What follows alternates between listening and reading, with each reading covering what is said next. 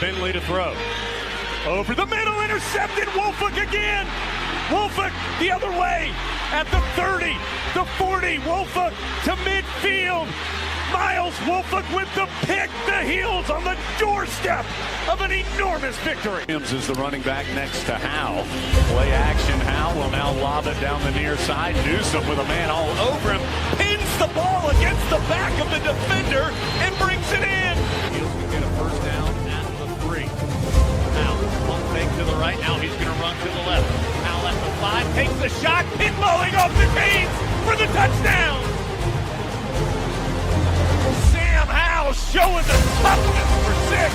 Cardinals down 4, 35-31. May has the shotgun snap. Pressure coming. Rolls to the right. Goes to the end zone. Touchdown! Touchdown, Antoine Green! 16 seconds to go. No flag. Snapping it off the 8-yard line.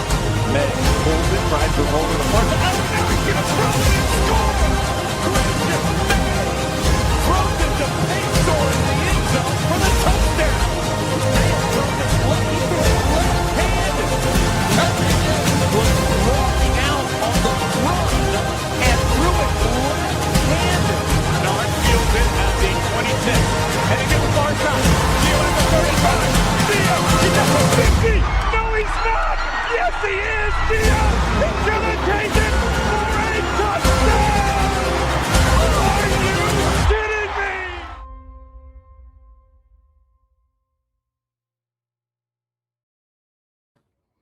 What's going on, guys? Welcome into another edition of the Heel Tough Blog podcast. It's your host, Anthony Pagnotta, here with you guys as always. And tonight it is time to dive into one of the more exciting rooms on this 2026 roster.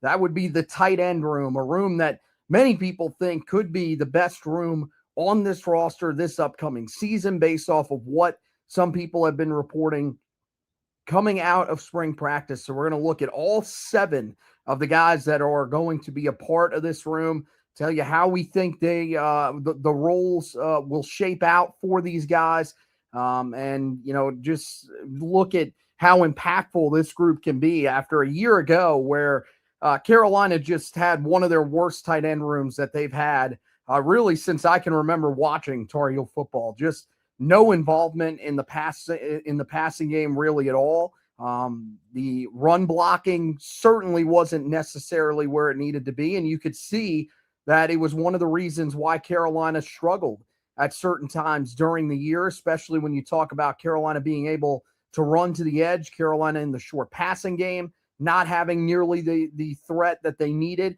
And so this year, the hope is that they're going to be able to find that. And there's really 3 guys in this room that I think you have to start with when you talk about that room. It's the 3 transfers, Jelani Thurman, Jordan Washington, and Jackson Warren, and we'll talk about all 3 of those here tonight. First one I think that you have to talk about is Jelani Thurman.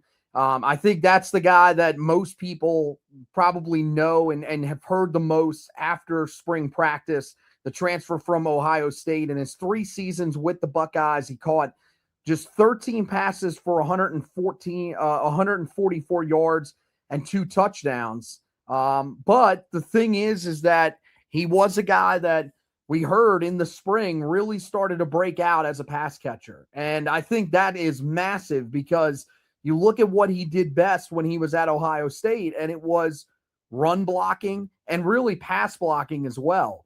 They used him in a majority of different in a majority of blocking situations. And, you know, it was different blocking situations all throughout his years there, but especially last year, you started to see him be used more as a primary run blocker. And that was really where he thrived. You know, the pass protection the year before was an area that he was really successful at, or actually that was last year, the year before, more successful as a run blocker. But you know, they used him in a majority of different ways. And I think that's certainly something that Carolina is going to look to do this year as well. I think that if they can get him to be one of their guys that stands out as a receiver, then that's great. But I think definitely one of the main things that they're looking to do is get much better as a blocking unit from the tight ends, especially if they're going to be trying to run to the edge more. So regardless, I think this is going to be a pretty huge addition for Carolina, and one that's going to be able to factor in for them this upcoming season. Yeah, you mentioned this is a roster or position group on the roster that got revamped as much as any with what they did, bringing in 3 transfers and also bringing in some recruits as well from the high school ranks. It was one of the positions that you knew that Bill Belichick and Michael Lombardi, they were going to seek to upgrade when last season came to an end. That was even before they hired a guy like Bobby Petrino that can be really creative with versatile tight ends. And then you go out and you get a Jelani Thurman. You mentioned what he was able to do as a blocker, 6'6", 250 pounds. That's a plus as someone that's helping you in the run blocking, or if you put him back there in pass protection. And I think that could be something that Petrino will look to maximize him as a blocker, whether it's in the run game, or God forbid if they ever got to keep 6-7 guys to help you block in the pass game. Well, this guy just has the physicality and the body size necessary for him to do that. The catch production maybe not where you would want it to be. But when you look at Ohio State, they don't need to throw to their tight ends because they've got the best wide receivers, it feels like, in college football on a year-in, year-out basis. Will be interesting to see that with that 6'6" frame, can he be a difference maker in the passing game? Because, he could be a mismatch problem from a size standpoint when going up against maybe some smaller linebackers. So this is definitely the name that I think you heard the most coming out of the spring. I think Andrew Jones, when we had him on post-spring, talked about him very glowingly as well. And this will be a name to monitor once we get into fall camp, as we get closer and closer to that TCU opener over in Dublin. Because I do think the expectation is that he'll be tight end 1 when they take the field on August 29th. Yeah, I'd be stunned if there's somebody else that's out there, unless Carolina, which I think they're going to use a fair amount of 2 tight end sets this upcoming season because they feel so much better about this room than they felt a year ago. I still think that this is going to be the guy that is going to primarily take the bulk of the snaps for Carolina out of the gate. We'll see, is this someone that as the season goes along, is there somebody else that emerges a little bit more, especially if you look at a guy like Jackson Warren, who we'll talk about here in a minute. If he is to emerge as a receiver, then you could see some of those snaps go down for a guy like Jelani Thurman. But I think out of the gate, the thing about Thurman as a pass catcher is, you go back, you look at some games that he's had during his career, primarily the game last year in the second week of the season against Grambling. He had 3 catches on 4 targets for 44 yards and a touchdown. If you get that type of production from him, especially if he can just be a red zone threat, then I think Carolina is probably going to live with that type of production. You look at the snaps that he's played over the last handful of years, a lot of the snaps have been run blocking snaps. So it really has been that he hasn't gotten the opportunity to really showcase what he can be as a receiver. Ohio State has had other tight ends that they've looked to help as a receiving threat. As you mentioned, they don't necessarily have to look for their tight ends all that often, but they've had some guys that have been fairly productive ahead of him. And so it really feels like this is just him finally getting his opportunity more than, he's had the opportunity and hasn't really been able to do anything with it. You look at, they just had a guy, Max Clare, who was drafted in this past year's draft. Jelani Thurman was basically 3rd on the depth chart for them this past season. And so a guy that's 3rd on the depth chart at Ohio State, some people may be saying, well, if he's 3rd on the depth chart, how productive can he be? If you're 3rd on the depth chart at Ohio State, you're somebody that could fit in pretty well in Chapel Hill. And so I think with more opportunities, you could see a breakout year from Jelani Thurman. What does that look like? Does that look like what we saw from Bryson Nesbitt here recently? Does that look like what we saw during the very successful career of Eric Ebron, one of the most successful tight ends Carolina has ever had, if not the most successful tight end? No, I don't think that's what it ultimately looks like. But I do think he's a guy that can develop as a threat. And really, I mean, the main thing is that you're going to have much better run blocking this season. We talked about it. There are some guys that they're hoping are going to be a little more explosive on the outside at running back with, guys like Caleb Jackson and Jalen McGill in that running back room. The hope is that with a guy like Thurman and you pair him with a guy like Jordan Washington, maybe that allows you to have success. And when you get to Jordan Washington, one of the things that we mentioned is that this room definitely looks a little bit different this year. You talked about, Jelani Thurman, 6'6", 250 pounds. So built very well, going to be able to handle himself against just about anybody in run blocking situations. Same thing with a guy like Jordan Washington, 6'4", 264 pounds. I mean, that is a guy that, if you reach that 270 mark, I mean, that's when you're starting to talk about high school offensive tackles at times. And so I think he's going to be a guy that has the frame coming in.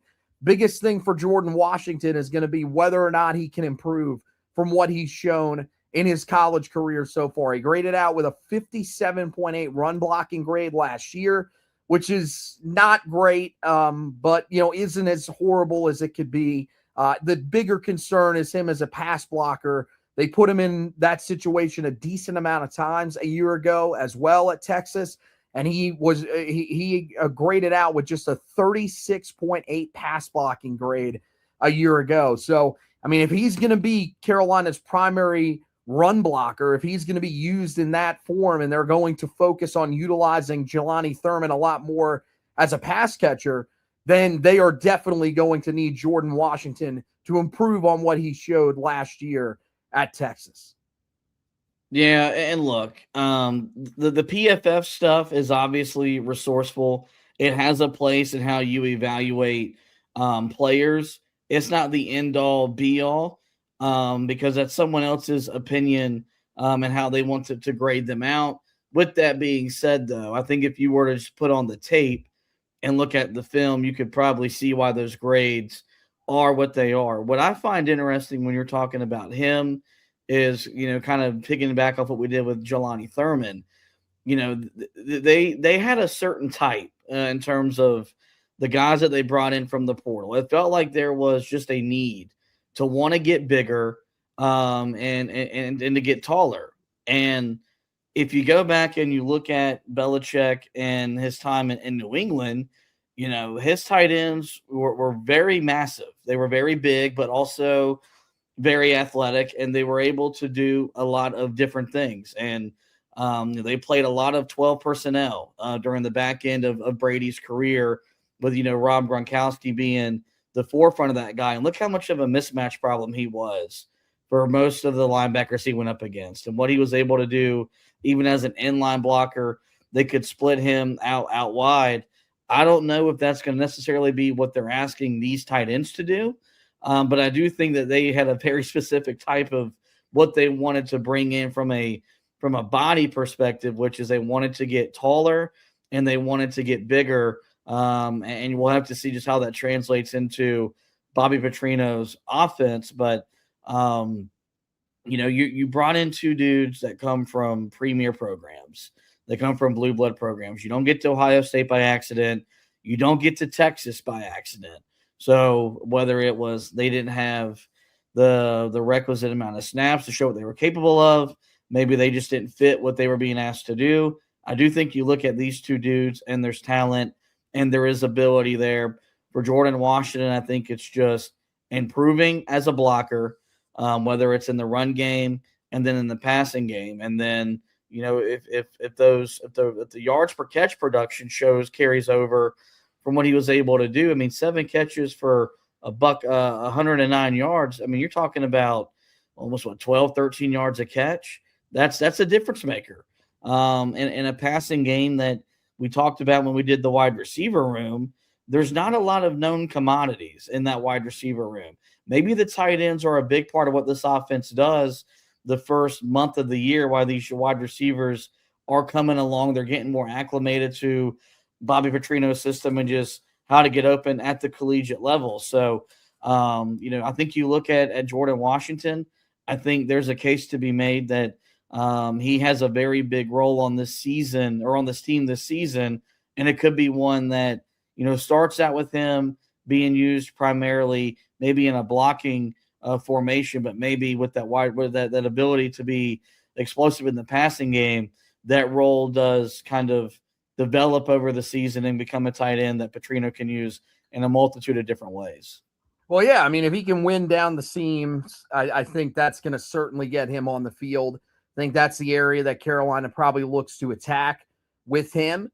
My thing is that, look, he's playing much heavier than he was playing last year. I think he's put on 15 pounds from what he was a year ago. So how does that translate? Is he a guy that's still able to keep the speed and explosiveness that he had at Texas that allowed him to be able to, turn 7 catches into 109 yards, or is some of that lost? I think that's going to be something key for Carolina to determine.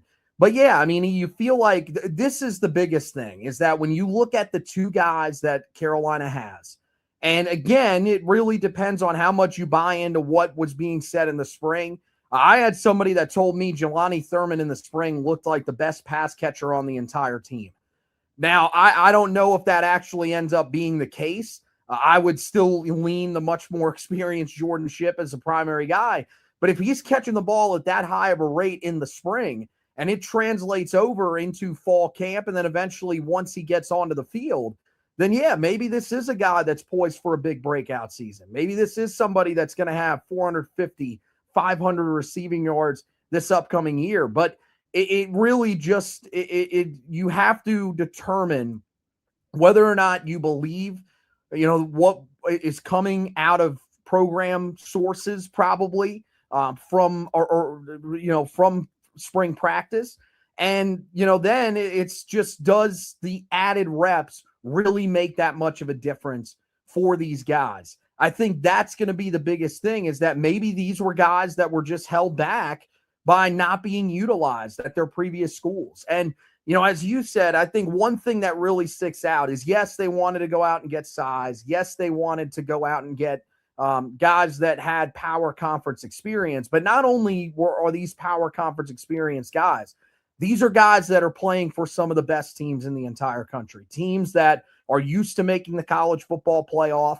That's the expectation that they have every year. They play in the two biggest conferences in the sport. And for Jelani Thurman, that's a guy that won a national title. So he's been on those teams before. You wonder if that's the guy that you bring in because you want some sort of extra leadership from all, on the offensive side of the ball, but specifically from that tight end room. And so I think that's what you could be seeing with these additions. I think both of these guys are going to start the season for Carolina in a lot of 2 tight end sets. I think there will be moments that Carolina will utilize that more than some other teams throughout college football. And if you look at the NFL game, you're seeing a lot of 2 tight end sets be utilized, even 3 tight end sets for certain teams being utilized more than they have in recent years. That's one of the changes that you see coming to the NFL here over the last couple of years, is offense continues to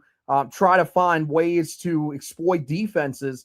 If you have successful tight ends that you can utilize in the passing game, then that's certainly something that allows your offense to be much more efficient. And I think regardless of what you believe with these guys, if you believe that, hey, they were backups for a reason, these guys are way further ahead than a guy like Jordan Owens, who was in the room last year. That was one, when Carolina brought him in, I was concerned about what it would look like because he wasn't even that productive at Central Arkansas. These guys, even though they weren't productive at bigger schools, and it felt like other guys, some really talented guys, by the way, that were drafted, were the reasons why. So I feel pretty confident in this group.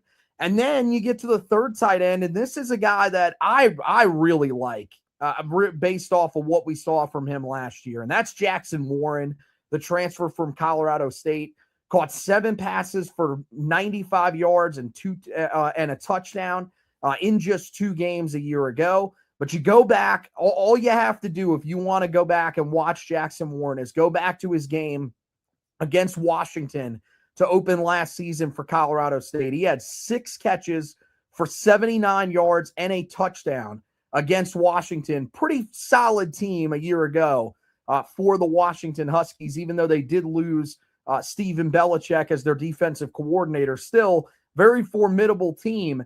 And he finds a way to put together that type of performance. Oh, not to mention, this is the tallest guy in this room. You say you want size. Well, they go out and get a guy that's 6'8", 245 pounds. So not a guy that's going to be utilized, believe it or not, at that size as much of a run blocker. But this is your pure receiver in that room. And I think he has a chance to really surprise some people this upcoming season.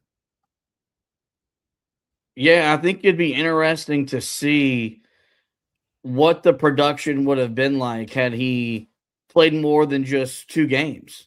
Because if the Washington game was an indication of what he was going to do over the course of a full season, would have easily been as a productive a transfer that Carolina would have brought in this last transfer portal cycle. And also makes you wonder, if he played more than 2 games, does he end up in Carolina? Or if that production is what you got over a full-length season, does a bigger school maybe throw a little bit more NIL money at him? Because I think with the 2 games thing, he kind of flew under the radar. But I think you have to like the possibility of him, as you mentioned, being the purest pass-catching weapon of these 3 that Carolina added via the portal. If he were to have 6 catches for 79 yards in the opener against TCU, I think that would spell a lot of good things for a passing game that's trying to find its identity and still trying to find its quarterback. So I think, on the surface, for Carolina fans that are maybe like they're just now starting to dig into the roster and, they're reading whatever Athlon or so the Sporting News writes in about the tight end room, all they'll see is Jackson Warren's production for 7 catches for 95 yards last year. But if you dig into it, 6 of those catches came in the season opener, and they were against a power conference opponent that was really, really good in Washington a year ago. So while we're talking about Jelani Thurman and Jordan Washington, and rightfully so, this is a 3-horse, kind of room where all 3 guys I think are going to play. I think all 3 guys are going to play a lot, and they're going to be on the field in that season opener against TCU, and sometimes they'll be on the field at the same time. And so really am excited to see just what he looks like in a Carolina blue uniform. We talked about, all the frames of the other guys. Sue's coming in at 6'8", talking about a clear mismatch for linebackers at 245.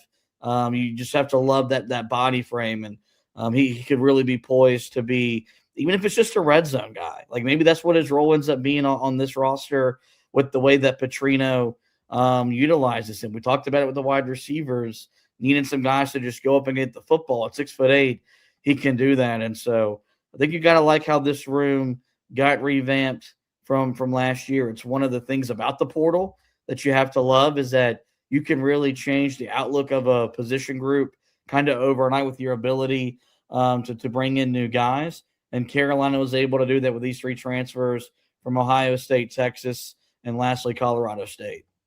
Yeah, and I mean, I think that's going to be the thing is that there are going to be people that are going to say, well, he did it at Colorado State, so how successful is that? I mean, again, you're doing it against a really solid Power 4 team. And, for him, yeah, unfortunately, he gets injured in the second game of the season, doesn't play again the rest of the year. But there doesn't seem to be any concerns about that injury coming into the spring. It seemed like he had recovered from that injury pretty well. And, I didn't hear much about him, but definitely a guy that I think could shine once you get on the field in the fall. I think regardless of what you think of these guys, and the situations that they ultimately come from, I do think that all three of these guys are better than anybody that Carolina had in the room last year. And we knew that. We knew that when we previewed the tight end room, that it was going to be a really tough road for Carolina to ultimately find success. And that's the reason why there's only two guys back from that room, is that they knew they needed to go out and find some other guys that could ultimately help. Is Jackson Warren going to be great? I have no idea. But is he going to be a guy that I think can contribute at that size? Is he going to be somebody that can win against power competition? I mean, he did it last year. So far be it from me to question what he could be this season. Now, I think he's clearly the third guy on this list, because one of the things that's very important for Carolina, and especially with the way that they run their offense, we'll see what exactly Bobby Petrino's offense looks like. And when we do see that, maybe we can adjust our expectations. But Bill Belichick is going to want Carolina to be able to run the football at a high rate. And so a guy like Jackson Warren, he's going to have to probably become a better blocker if he's going to see himself out there more often than the other guys. But still, if you can catch the ball the way that he can, and as you mentioned, there could be red zone reps for him, especially at that size, then he's eventually going to find his way onto the field. So I really like him. I really like that addition from Carolina. I'm hoping that's one that ends up working out, but we'll see. I think those are clearly the top three in the room, though. And then you get to two guys that I think are, sort of wild cards. They could end up factoring in this season. Really just depends on how much opportunity is there for these two guys. Your favorite player on the roster, Shamar Easter, is back after last season. 2 catches, 17 yards in 53 snaps a year ago. Of course, the moment that everybody remembers from him is the game against Syracuse, where he gets the ball taken away from him and returned for a touchdown. Was not a glowing first year for him. But what I will say is I do think there is ability there. There's a reason why they were putting him out there. I think he was showing enough in practice to be able to get out there in 5 wide receiver sets a year ago. And at 6'5", 215 pounds, you do love his body style. He's built a lot like a receiver. So maybe that is somebody that in a Bobby Petrino offense is more set up to succeed.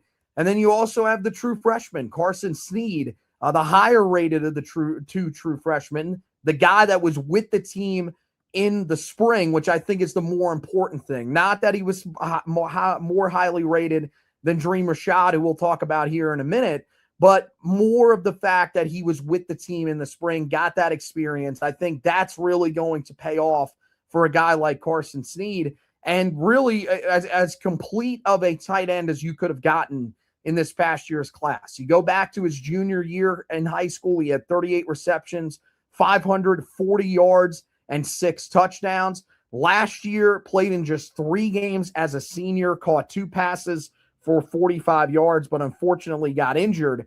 Thing is that when you look at him, really good catcher of the football.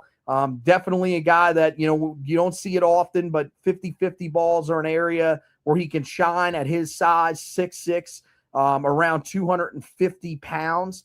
So again, comes in built the way that you need to be. It actually lists him at 242 pounds. So still pretty well built for a guy that's coming out of the high school ranks. It looks like a guy that, can run pretty good routes for a tight end, not just a guy that's going to go out there and be lumbering. And he's a guy that's proven that he can stretch the field. And that's ultimately something that Carolina is hoping that he will be able to do for them this season, because they weren't really able to do that, especially in the middle of the field this past year. Also, if you're looking for him to be a blocker, well, he spent time as an offensive tackle during his high school career. So I do think that ability is there for him as well. When you look at these two guys, who do you think has more of a chance to contribute this upcoming season? Yeah, I'm gonna hope that it's gonna be Carson Snead, just because after the play against Syracuse, where Easter fumbled the football, made no attempt to try to recover the fumble.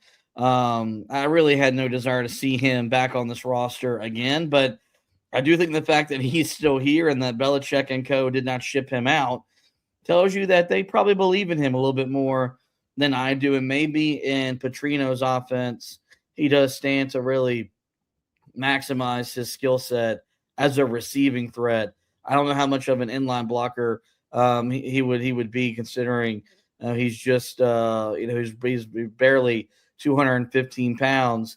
The thing with Snead that I'm interested in is because it feels like he's the future of this room. Was one of, we mentioned they brought in his brother to secure his commitment. How much does Belichick and co.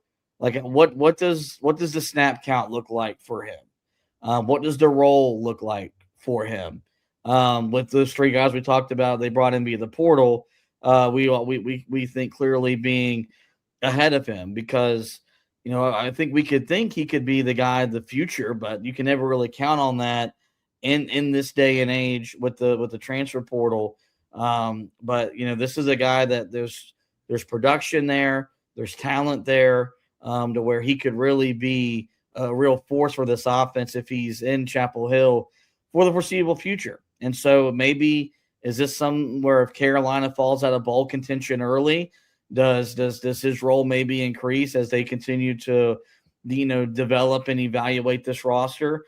We'll just have to wait and see. I hope that's not the case. I hope this team is battling out up until the final weeks for a spot in a bowl game. But I think that's something that I do look at and say he can be the future of this room, but it's really hard to project that in the current climate of college football. What does the role look like for him as a freshman? Because there's natural ability there. Like, if he were to carve out a role as a freshman, I wouldn't be surprised, and I wouldn't be against that either if that's something that were to happen. I want Belichick to play the best players.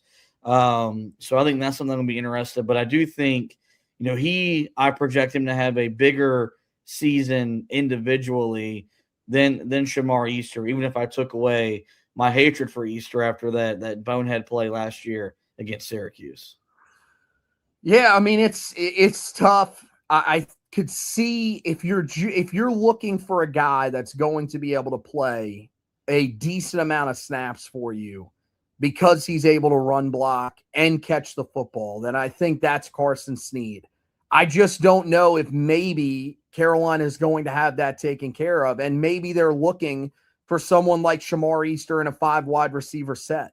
And that's where he was really shining last year, or at least that's where he was shining in practice to be able to get on the field last year. Now it's, can he shine a little bit more? Is he somebody that starts to stand out a little bit this season and really can get the football in his hands? I mean, if he can catch the football and hold on to it after he catches it, then he's going to be a guy that's going to have a role in this offense. I mean, Carolina, that's the one thing that is not known about this group, is that, yes, you've got guys that you feel good about as pass catchers. Again, they really liked what they saw from Thurman in the spring. You liked what you saw in one game from Jackson Warren, but the most career receptions that you have in this room is 13 from Jelani Thurman. So that's still a huge unknown for Carolina coming into this year, is who is going to catch the ball at the tight end spot. So if Shamar Easter can emerge there as a guy that becomes a reliable receiving threat, then he's going to have an opportunity. But as you said, he brings absolutely nothing as a blocker.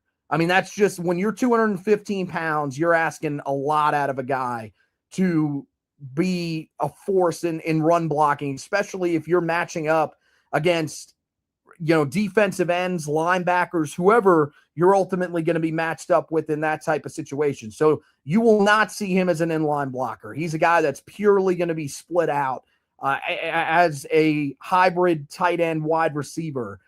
So I'll be interested to see, do they look at that as a role that some of these other guys can't fill? Is that role taken by a guy like Jackson Warren to where they don't even necessarily need Shamar Easter, that's going to be the interesting part. So I would agree with you. I think Carson Snead, because he's got that blocking ability, maybe he ends up finding his way onto the field as the season goes along, especially if there is an injury.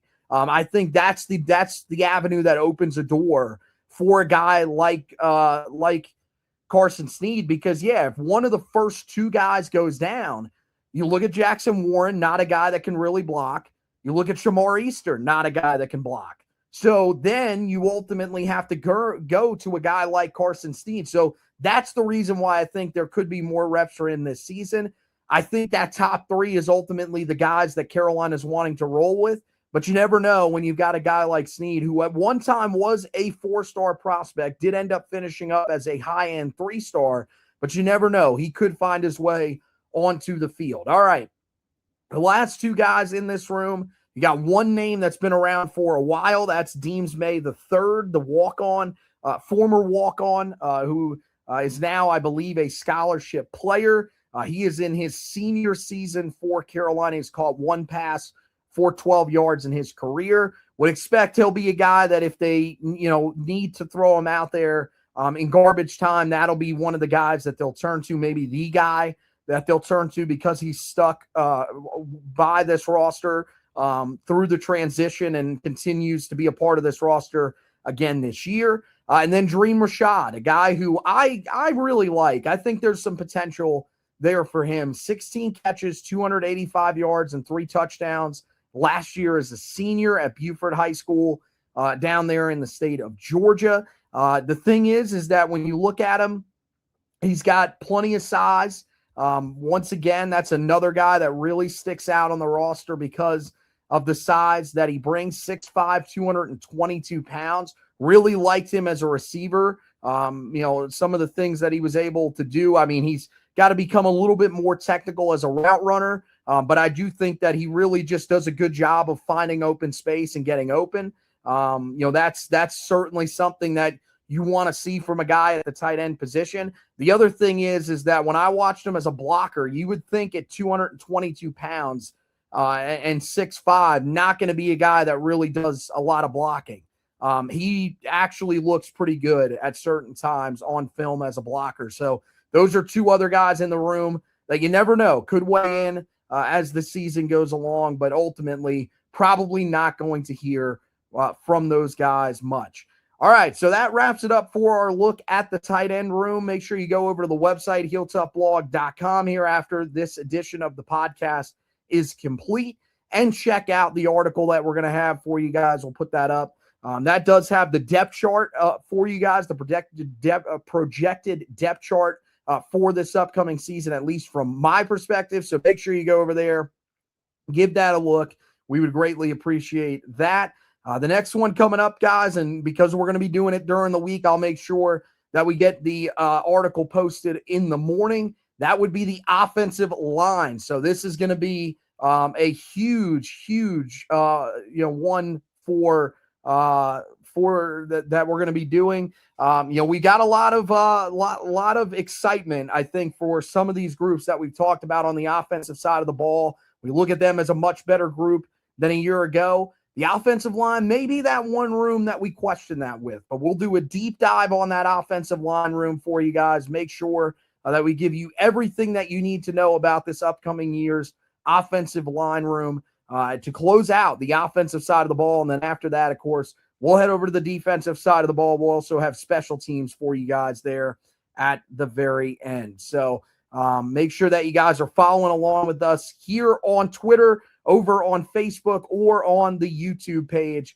We would greatly appreciate it. And if you are watching on YouTube, make sure that you give us a subscription over on that YouTube page. Really, regardless of where you're watching, please head over to our YouTube page and give us a subscription. We are trying to get to 1,000 before the season starts. We're about 130 short of that here as we sit right now. So we would greatly appreciate if you could jump in there and get us to that 1,000 mark before the year begins. Of course, when you subscribe, you get not only the Heel Tough Blog podcast, but the Four Corners podcast as well. Make sure you check out the latest episode of the Four Corners podcast, where we dived into the performance from Caleb Wilson in his first Summer League game.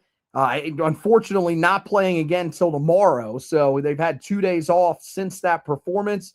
But he will be back out there, and we'll be keeping you up to date on everything that's going on with Caleb and the other guys that are out there in Vegas in the Summer League from a Tar Heel perspective as we go throughout the summer. You can also head over to the website and check out the article on Caleb's performance up there that Josh posted yesterday morning. Any other news and notes that comes out around either the football or basketball program, we'll have you covered over there at HeelToughBlog.com. But that wraps it up again for this edition of the podcast. Want to thank you guys for watching and listening to this edition of the podcast. Thank Josh for hosting with me. And as always, go Tar Heels.